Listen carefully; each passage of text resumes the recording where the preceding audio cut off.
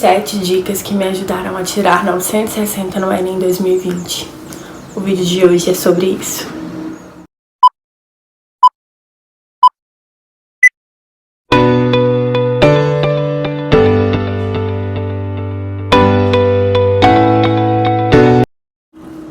Oi gente, tudo bem? Tô aqui com a minha provinha do Enem 2020, primeiro dia, pra dar 7 dicas que me ajudaram a tirar 960 na redação. Tô aqui, fiz uma colinha aqui também com as dicas, então se eu estiver olhando pra baixo, é sobre isso. Então vamos para as dicas. A primeira dica que eu anotei aqui, que eu acho assim essencial mesmo, é praticar. Praticar a redação é essencial para que você consiga alcançar uma boa nota, porque com a prática você vai saber quais são os seus erros, quais são os seus acertos, o que você está fazendo de bom, o que você está fazendo de ruim. Então, prática é essencial. Eu costumo fazer 2 redações por semana, mas é ideal que você faça pelo menos uma por semana. Então, é essencial praticar, pratiquem. A minha segunda dica é: tenha bons repertórios, saiba aproveitar bem deles e tenha repertórios que você se identifica. Eu sempre uso séries e filmes nas minhas redações, mas tem gente que se identifica com livro, com uma música, com uma história, então isso é bastante relativo. Faça aquilo que você se identifica. E também tem alguns repertórios coringa, por exemplo, é bastante usado pelos estudantes, Balma, porque Balma dá certo assim em tudo. No início eu não sabia utilizar Balma, mas eu comecei a ler bastante assim as citações dele, redações com citações dele, então eu aprendi. Hoje em dia eu também gosto bastante de usar Balma. Outro repertório que é universal, que dá certo em todas as redações, é a Constituição. Então, eu acredito que a Constituição é algo que todo mundo saiba também, pelo menos um pouco.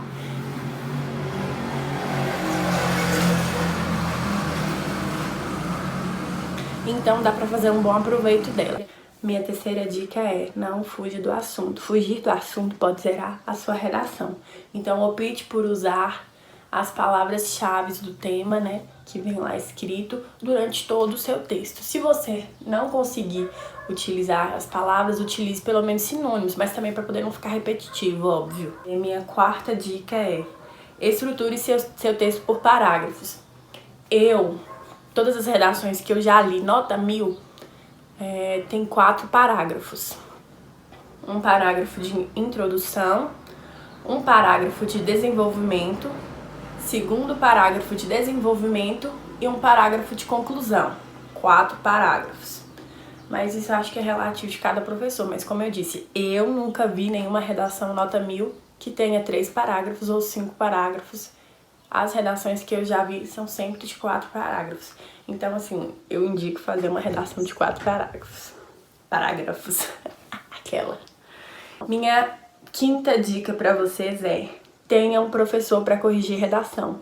A sua redação, no caso. E um professor que eu super indico é o meu professor, Eliezer. Eu vou deixar aqui o Instagram dele pra que vocês possam conversar com ele, caso tenha interesse de corrigir redação. Eu acho ele muito bom, eu indico super.